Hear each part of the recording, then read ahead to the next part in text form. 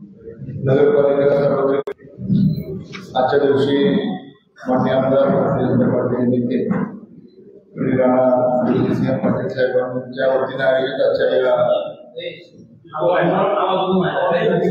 पत्रकार संवाद या कार्यक्रमासाठी उपस्थित असलेल्या सर्व पत्रकारांचं मी भारतीय जनता पार्टीच्या वतीने स्वागत करतो आणि माननीय आमदार राणा जगजितसिंह पाटील साहेबांना विनंती करतो की आपण सर्व पत्रकार बांधवांसोबत संवाद करावा.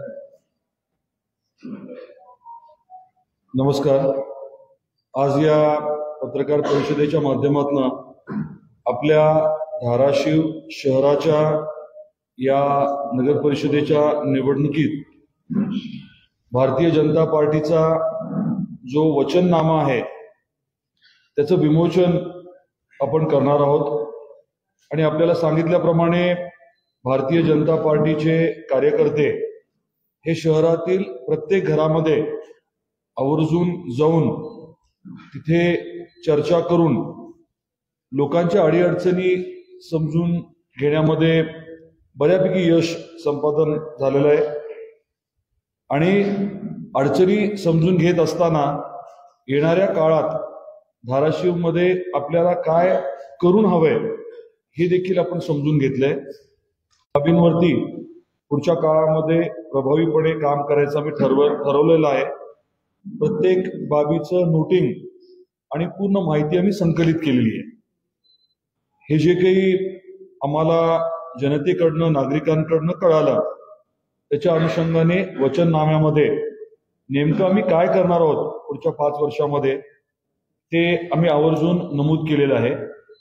विमोचन झाल्यानंतर आपल्याला देखील हा वचननामा जो आहे तो बघता येईल आणि त्याच्यामध्ये अधिकांश गोष्टी ज्या अपेक्षित आहेत त्या घेतल्या गेल्यात.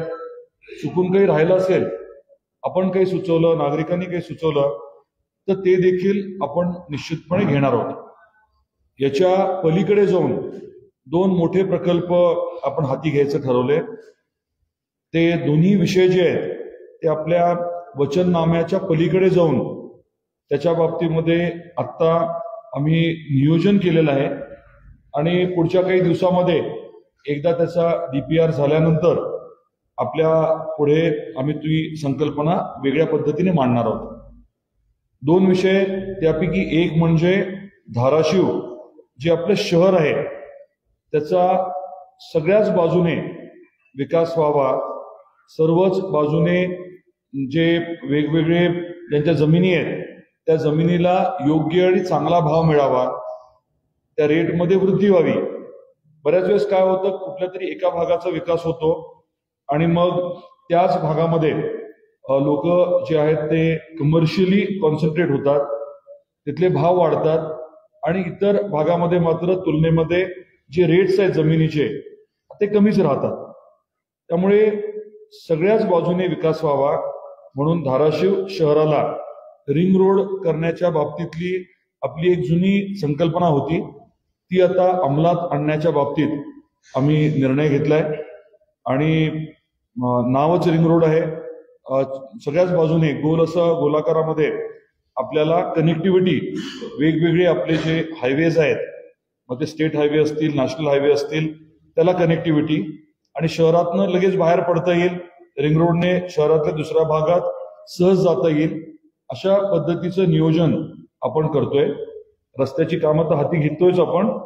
ट्रॅफिक मॅनेजमेंट आणि CCTVच्या बाबतीत 9ची निविदा आता काढण्यात आलेली आहे आणि आपल्या शहरामध्ये मोठ्या संख्येने CCTV कॅमेरा आणि त्याचं सॉफ्टवेअर उपलब्ध असेल. कंट्रोल रूम स्वाभाविक आहे, ती SP ऑफिसला असणार आहे आणि आपल्या शहराचं पूर्ण नियोजन जे आहे या अनुषंगाने CCTVच्या माध्यमातून होईल. त्याच्यामुळे जे काही गुन्हेगारी प्रवृत्तीचे लोक आहेत आणि गुन्ह्यांवरती मोठा आळा बसणार आहे. माता भगिनींच्या बाबतीत, त्यांच्या सुरक्षतेच्या बाबतीत किंवा छेडछाड जी काही होत असते त्या बाबतीत देखील कडक पावलं उचलण्यासाठी या CCTVचा उपयोग होणार आहे. दुसरा मुद्दा जो मला आवर्जून सांगायचा आहे तो म्हणजे आपली जी धावपट्टी आहे, हवाई धावपट्टी, ती 3.5 किलोमीटरची करायचं ठरलेलं आहे. आणि तिथे येणाऱ्या काळामध्ये मोठी विमानं पार्क करणं आणि त्याचं MRO म्हणजे मेंटेनन्स, रिपेअर आणि ओव्हरऑलिंग हे MROचे ऑपरेशन्स तिथे करायचे.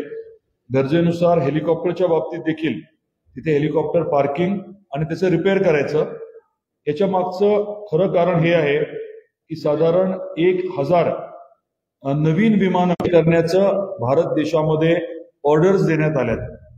1000 विमानं जेव्हा येतील, स्वाभाविकच आहे की मोठ्या प्रमाणात विमानं आपल्या महाराष्ट्रात असणार आहेत. त्याची पार्किंगची सोय, त्याच्या रिपेअरची सोय याच्या अनुषंगाने आपण हे नियोजन करतोय. या बाबतीमध्ये संबंधित अधिकारी आणि स्वाभाविकपणे मुख्यमंत्री महोदयांबरोबर चर्चा झालेली आहे आणि येणाऱ्या काळामध्ये हे देखील आपल्या जिल्ह्याच्या वैभवामध्ये वाढ करणारं ठरेल आणि उद्योग आणून रोजगार निर्मितीवरती याचा मोठा परिणाम राहणार आहे. तर हे 3 मुद्दे मी 2 म्हटलं, पण CCTVचा त्यात मी ऍड केला. हे 3 मुद्दे आपल्या समोर मी मांडलेले आहेत. विमोचन आता आपण करायला हरकत नाही मला वाटतं. आपल्या वचननामा आणून घ्यायला लावा.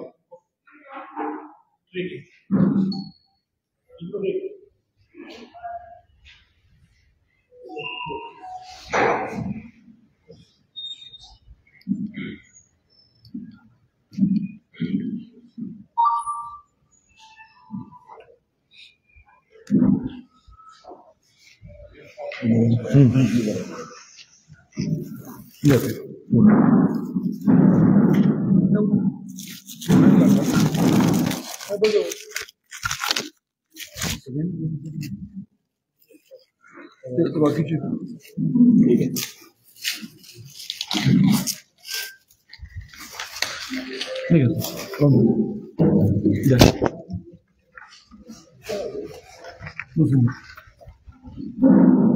नाही सगळे दिसत.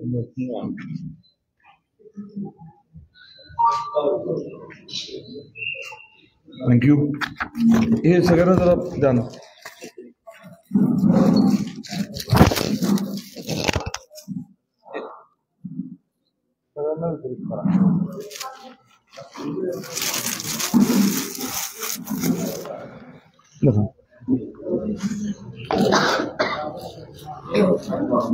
मी नीट छान डिटेलमध्ये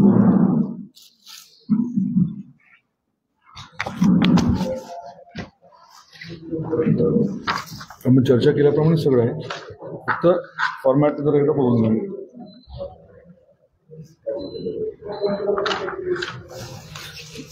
कोणाचे काही प्रश्न असतील तर आपण विचारावे. दिलं वितरित करायला, तुम्हाला वितरित करायला. कोणी राहिलं असेल तर हे करा ना. प्रणव, हे जर वचननामा हे सगळ्यांना वितरित करा. इकडे समोरचे राहिले.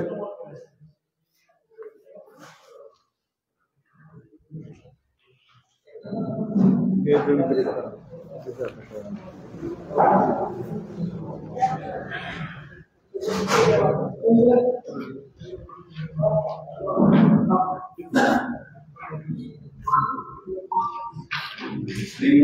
कोणी राहिलं का?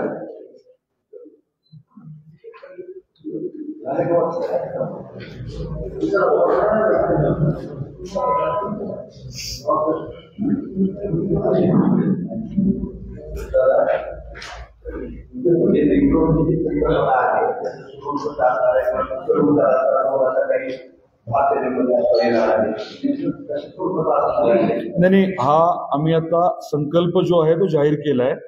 हे करण्याच्या बाबतीत आम्ही आता ठरवलंय कसं करायचं. याचा DPR लवकर आम्ही सादर करू तुम्हाला.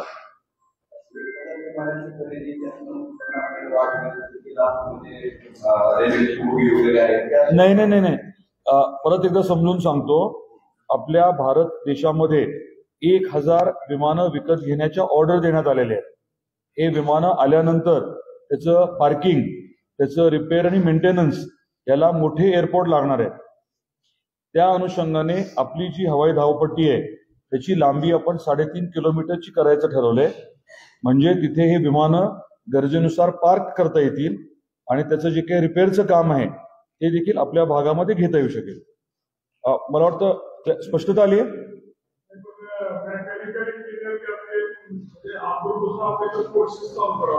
असं काही नाही. देशभरामध्ये जिथे जिथे एरोनॉटिकल इंजिनिअरिंग चालू आहे तिथले काही इंजिनियर येतील, बाकी साधे इंजिनियर असतात. इलेक्ट्रिकल, मेकॅनिकल, इलेक्ट्रॉनिक्सचे हे नेहमीचेच असतात. एरोनॉटिकल इंजिनिअरिंग हा विशिष्ट त्यातला एक भाग आहे, बाकी नॉर्मल लोकच असतात.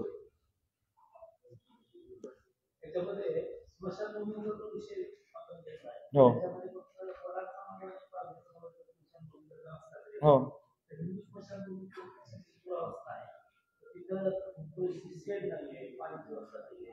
तो विषय आपण घेतलेलाच आहे. याच्यामध्ये काय आहे, वडार समाजाचा एक खूप गुंतागुंतीचा विषय आहे. खूप जास्त पैसे लागणारी एक जागा आहे, त्याचं भूसंपादन आपल्याला करणं आतापर्यंत शक्य झालं नव्हतं. त्याच्यामुळे ती जरा वाद आहे. आता आपण असं ठरवलंय की त्याचं भूसंपादन व्यवस्थित करून ती वडार समाजाला अधिकृत द्यायची. आता ते अनधिकृत वापरतात. आणि दुसरा जो समाज पारधी समाजाचा विषय आहे, तिथे त्यांना जायलाच अडचण आहे. त्यामुळे त्या समाजाने एकत्रित मागणी केली होती.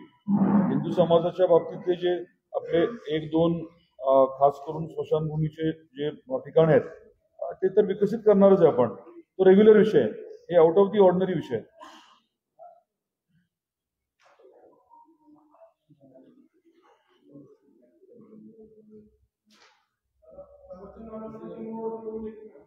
काय म्हटलं? नाही, त्याच्या पलीकडचे मी तुम्हाला तीन विषय सांगितले. हे वचननामा आहे. एक घडलेली गोष्ट सांगितली सीसीटीव्हीची, आणि हे दोन संकल्प आपले आहेत. कुठले दोन संकल्प आहेत? एक तर रिंग रोडचा, तो मोठा प्रकल्प राहणार आहे. जोपर्यंत डीपीआर येत नाही तोपर्यंत त्याच्याबद्दल मी अधिक नाही बोलणार. फक्त रिंग रोड करायचा मी संकल्प केलाय. आणि दुसरं हे 3.5 किलोमीटरचा विषय जो आहे तो देखील मुख्यमंत्री महोदयांबरोबर चर्चा करून त्याच्या बाबतीतला तत्वतः आम्ही निर्णय घेतलाय, तो संकल्प केला आम्ही. सामान्य रुग्णालयाच्या डिझाईनमध्ये काही आपण बदल करतोय. वास्तूप्रमाणे काही चुका आहेत. वास्तुशास्त्रामध्ये नॉर्थ ईस्ट कॉर्नर कट करायचा नसतो, पण त्यांनी कट केलाय. त्यामुळे एखादा मजला वाढून ते व्यवस्थित कसं करायचं याच्यावरती काम चालू आहे. त्यांनी सध्या मला वाटतं कंपाऊंड वॉलचं काम हाती घेतलंय. दुसरी बाब ही आहे की त्या कॉम्प्लेक्समधनं डीपी रोड आहे, म्हणजे हॉस्पिटलला लागून सार्वजनिक रस्ता आणि नंतर पलीकडचं कॉम्प्लेक्स. त्यामुळे तो रस्ता मी बाजूला घ्यायला सांगितलाय, एका बाजूला. म्हणजे कॉम्प्लेक्सच्या एका बाजूने सार्वजनिक रोड राहील, त्याच्यानंतर कुंपण राहील किंवा कंपाऊंड वॉल राहील, बाउंड्री वॉल, आणि मग आपलं कॉम्प्लेक्स राहील. या दोन गोष्टींवरती आता काम चालू आहे.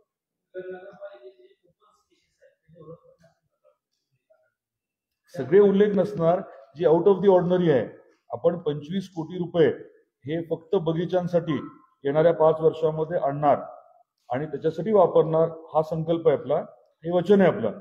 आणि 7 मोठे बगीचे आपण डेव्हलप करणार आहे. तिथे लिहिले आपण 7 करणार म्हणून. काय म्हटलं?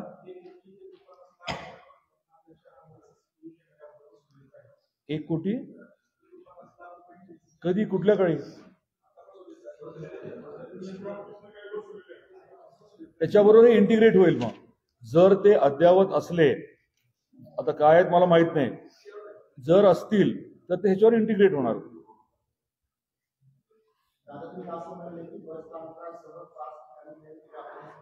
हो, 5 लोकेशन्स पैकी काही फिक्स्ड आहेत. उदाहरण म्हणजे आपल्या नेहरू चौकाच्या तिथलं असे 5 लोकेशन जुने, जिथे कॉम्प्लेक्स ऑलरेडी होते किंवा जागा जिथे उपलब्ध आहे किंवा होऊ शकेल, असे साधारण 5 आम्ही आयडेंटिफाय केलेत. 1-2 ठिकाण म्हणजे आता लगेच सगळं जाहीर करणं योग्य नाही.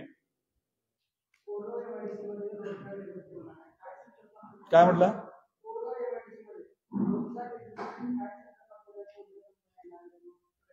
नाही, त्या बाबतीतलं काम जे आहे ते आपण MIDC ला दिलंय. MIDCने काही कन्सल्टंट नेमलेले आहेत. सध्या 12 कोटीच्या रस्त्याचं काम कौडगावला चालू आहे आणि त्यांची प्रक्रिया कंपनी शोधण्याची सध्या चालूच आहे. त्याला थोडा अजून वेळ लागतोय. मुख्यमंत्री महोदय स्वतः त्याची राऊंड टेबल कॉन्फरन्स घेणार आहेत टेक्निकल टेक्सटाईलवाल्या कंपन्यांची. तर त्यांचा एकदा प्रोसेस कंप्लीट झाला कन्सल्टिंग कंपनीचा की मग ती प्रक्रिया, ती मीटिंग जी आहे ती मुंबईमध्ये होणं अपेक्षित आहे. आणि देशात सगळ्यात जास्त सवलती टेक्निकल टेक्सटाईलच्या उद्योगाला हे आपल्या कौडगावमध्ये देण्याचं ठरलंय.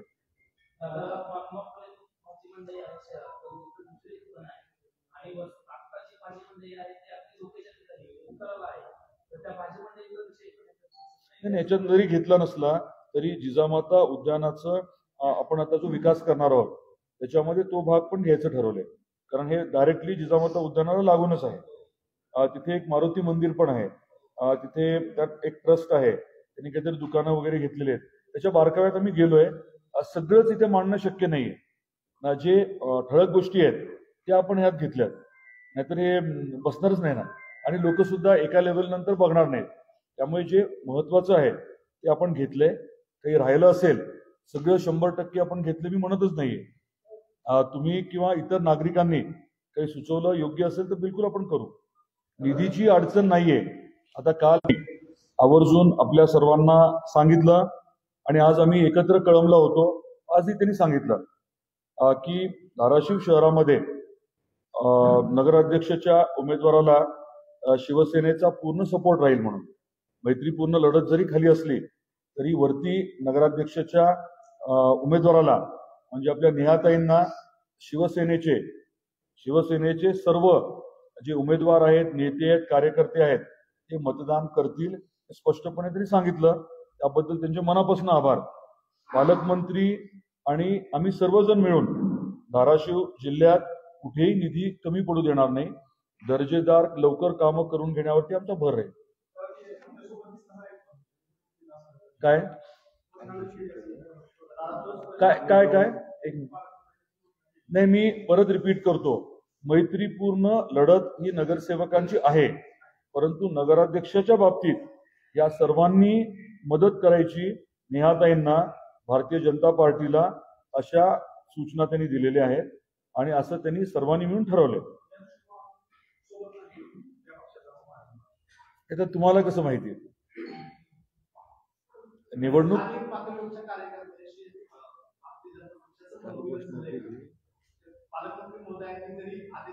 हो हो मनोमिलन नेहमीच होतं. तुमचे काहीतरी गैरसमज होतात. म्हणजे कोणी कसं आहे, प्रत्येक पक्षाच्या नेत्याच्या कार्यकर्त्याच्या स्वतःच्या महत्वाकांक्षा असतात. त्याच्या अनुषंगाने प्रत्येक जण काहीतरी पॉस्चरिंग करतं. आपण सर्वजण एकत्र असताना सगळेजण एका पद्धतीने बोलतात. जेव्हा आपण एकटे असतो तेव्हा वेगळ्या पद्धतीने बोलतात. ऑपरेशन टायगरचं मगाशी बोललेत पालकमंत्री महोदय, ती माहिती आली नसली तर नीट घ्या माहिती त्याची.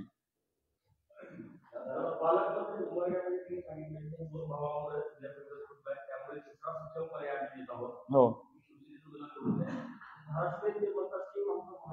त्याबद्दल उत्तर कोण देऊ शकतं? ज्यांनी जे विधान केले त्यांना विचारायला हवं.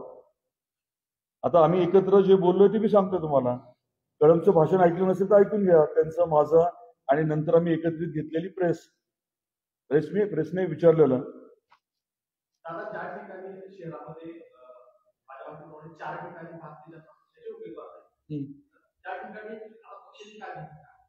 त्या ठिकाणी पक्षाने उमेदवारी दिलेली नाहीये ही भूमिका आहे. पक्षाने भूमिका घेतली ना, 4 ठिकाणी उमेदवार नाही दिले.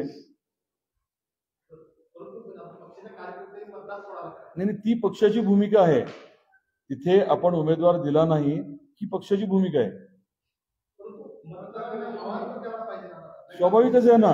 नाही, मतदान आपण घरोघरी जाऊन मतदारांना आवाहन केलेलं आहे पूर्ण शहरामध्ये की भारतीय जनता पार्टीचं आपल्या शहराच्या ज्या काही अडचणी आहेत त्या दूर करू शकते. आम्ही उजनीच्या पाण्यासकट अनेक गोष्टी करून दाखवल्यात.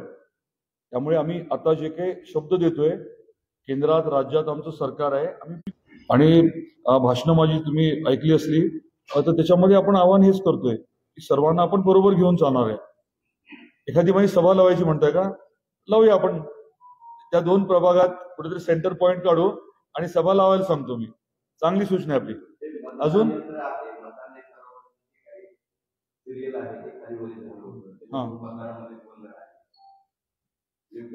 गोंधळ कधी होईल? ईव्हीएम आलंय का तुमच्या समोर?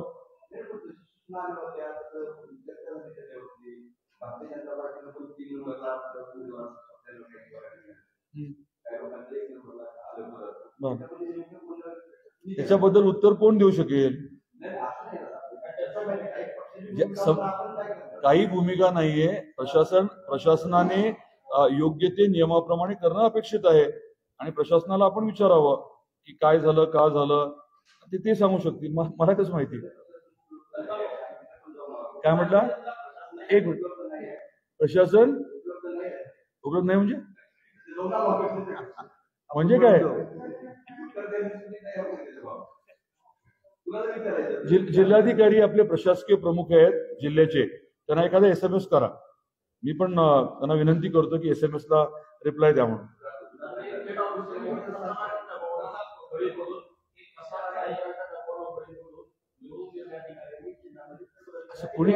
असं कुणी आरोप केला? ठीक आहे ना, आरोप करायला काय लागत असतं आजकाल? पुरावा लागतो का आरोप करायला?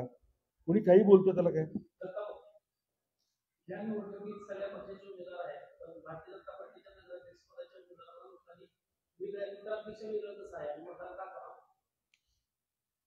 भारतीय जनता पार्टीच्या पक्षाच्या उमेदवाराला लोकांनी मतदान का करावं, तर त्याची जी प्रमुख कारण आहेत ती प्रमुख कारण म्हणजे भारतीय जनता पार्टीकडे जे आश्वासक चेहरे आहेत, जे नेतृत्व आहे, ते देशाचे पंतप्रधान नरेंद्रभाई मोदी असतील, महाराष्ट्राचे लोकप्रिय मुख्यमंत्री देवेंद्रजी फडणवीस साहेब असतील आणि जिल्ह्याचे नेते माननीय आमदार राणा जगजितसिंह पाटील साहेब असतील.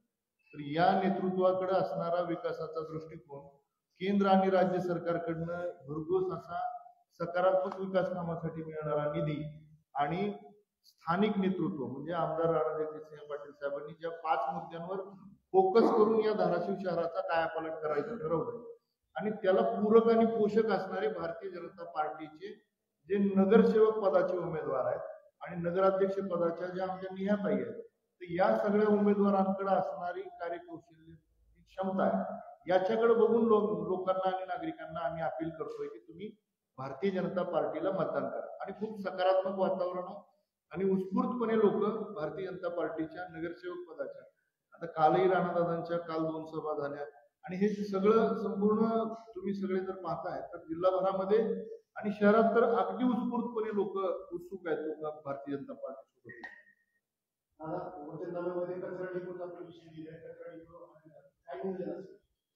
आता जो काही कचरा तिथे साठलेला आहे त्याच्या बाबतीतलं बायोमायनिंग किंवा इतर प्रकारे विल्हेवाट लावली जाईल आणि पुढच्या काळामध्ये धाराशिव आणि तुळजापूर दोन्ही शहरातला कचरा रोजच्या रोज उचलला जाईल आणि तो एकत्रित करून त्याच्यावरती प्रक्रिया रोजच्या रोज केली जाईल, जेणेकरून संकलन झाल्यानंतर कुठेतरी ते रचलं गेलं असं नाही होणार.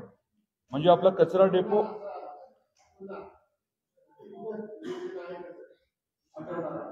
हटवणार म्हणजे काढून टाकणार, ते मे बी शब्दामध्ये काहीतरी चुकलं असेल. ते हद्दपार पाहिजे. कचरा डेपो हद्दपार करणार, हटवणार लिहिले का? मग ते सगळ्यांच्या विनंती आहे की ते हटवणारच्या ठिकाणी कचरा डेपो हद्दपार करणार हे वाचावं.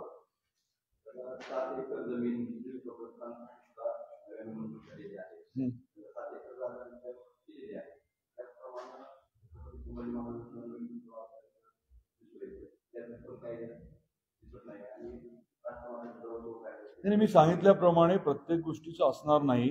काही आपल्या संकल्पना असतील तर आपण पुढे मांडाव्या ना. ठीक आहे ना, जेव्हा केव्हा असे काही विषय पुढे येतील आपण निश्चित मदत करू ना. आपली जबाबदारीच आहे ना ती.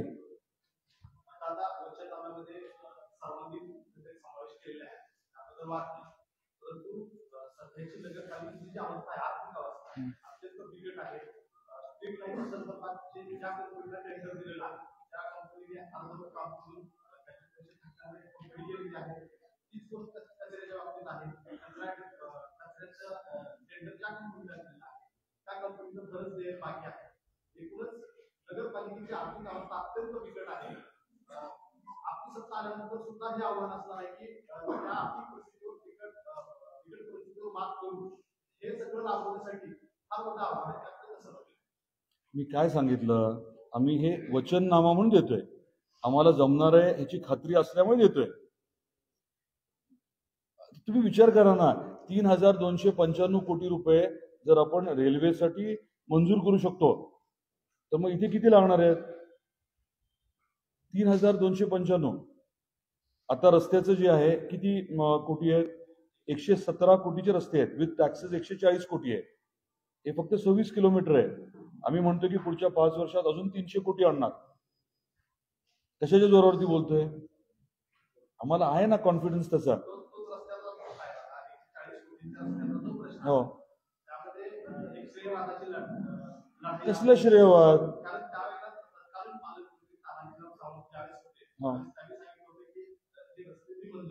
एक मिनिट कोणी काय बोललेला काही अर्थ नाही. साधी गोष्ट आहे. वास्तव त्यातलं मी अनेक वेळेस सांगितलं. वास्तव काय आहे की मी शिंदे साहेबांकडे गेलो, मी देवेंद्रजींकडे गेलो. देवेंद्रजी तेव्हा उपमुख्यमंत्री होते. त्यांना मी सांगितलं की हा माझा जुना मतदारसंघ आहे, महत्वाचं म्हणजे जिल्ह्याचं ठिकाण आहे आणि त्यामुळे आपल्याला हे होणं खूप गरजेचं आहे. आणि त्यामुळे त्यांनी शिंदे साहेबांना या बाबतीत सांगितलं आणि तो विषय जो तो मार्गी लागला. जर दुसऱ्या कोणी काही केलं असेल तर त्यांनी सांगावं की आम्ही अमुकला भेटलो, अमुक हे केलं. त्यांनी सांगितलं तर मग ते खरं दूध का दूध पाणी का पाणी होऊ शकेल ना. मी जे सांगितलं ते सांगितलं आणि ऍक्च्युली मी केलं, माझ्या ऑफिसने केलं. तर श्रेयवादाचा विषय नाही. वास्तव श्रेयवाद कधी असतो? जेव्हा लोक खोटं बोलतात. इथे वास्तव जे ते मी सांगतोय. आणि का सांगतोय? अरे मग रेल्वे कोणी आणली? रेल्वेचं काम जे आहे ते कोणी केलं? नाही. खरं तर आम्हाला ताकद कोण देतं? मोदी साहेबांपासून, देवेंद्रजींपासून हे सगळे देतात. आम्ही नुसते एक इन्स्ट्रुमेंट आहोत ना. जनतेची गरज काय आहे, आपल्या डेव्हलपमेंटची गरज काय आहे, त्याच्यासाठी एक काही इन्स्ट्रुमेंट, काय आयुध आम्ही आहोत.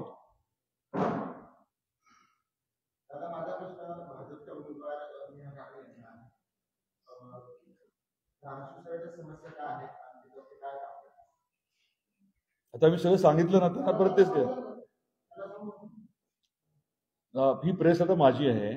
आपलं काय ठरलं होतं? ताईंची वेगळी प्रेस आपण घ्यायची ठरलं ना. कधी घ्यायची ताई सांगा त्यांना. हा नाही तसं नाही हो, त्यांची म्हणून आपलं वेगळी ठेव प्रेस. नाही आज कसं आहे, आपण डायव्हर्ट कृपया विषय करू नये. आजची प्रेस कशासाठी आहे?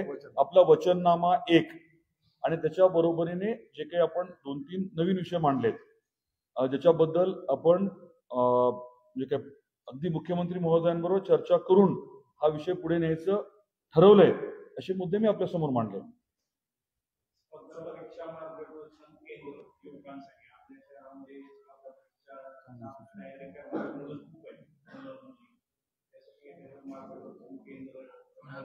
आपली अभ्यासिका आहे आता तिथे. आपली जशी अभ्यासिका आहे तशी आपण आता एक ई लायब्ररीचं टेंडरही झालंय, ते काम सुरू होईल. जे नाही ई लायब्ररीचं टेंडर निधी आपण उपलब्ध करून दिला, त्याचं आता भूमिपूजन आचारसंहितेनंतर संपली की मग आपण करूया. आधी प्रॉपर ई लायब्ररी असणार आहे.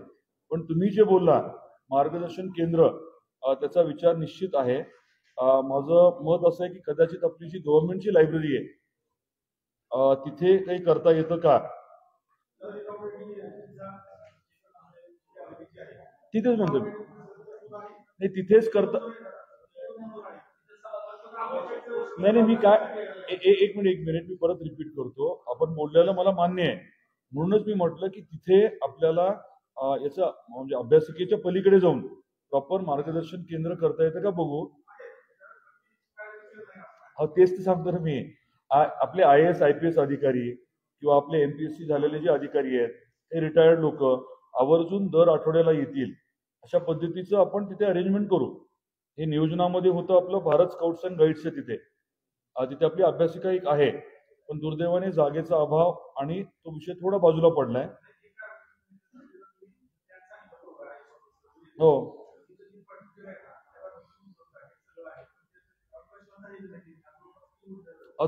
तेच करू म्हटलं मी. मला हा विषय माहिती नव्हता की तिथे सगळं आहे उपलब्ध.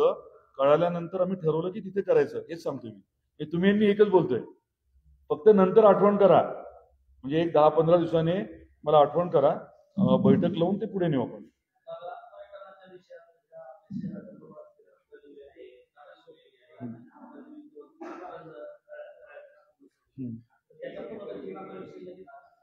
पुनर्जीवनाची गरज नाही, ते करणारच आहे आपण ना.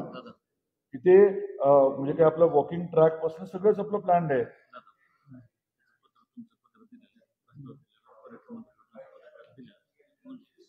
ऑलरेडी त्याच्या बाबतीतलं पत्र पर्यटन मंत्र्यांकडे दिलेलं आहे, ती प्रक्रिया चालू आहे. युवराज याच्याबद्दल अधिक माहिती देतील आपल्याला. आपल्या सगळ्यांच्या उपस्थितीबद्दल मी भारतीय जनता पार्टीच्या वतीने आभार व्यक्त करतो आणि ही पत्रकार परिषद संपली. धन्यवाद.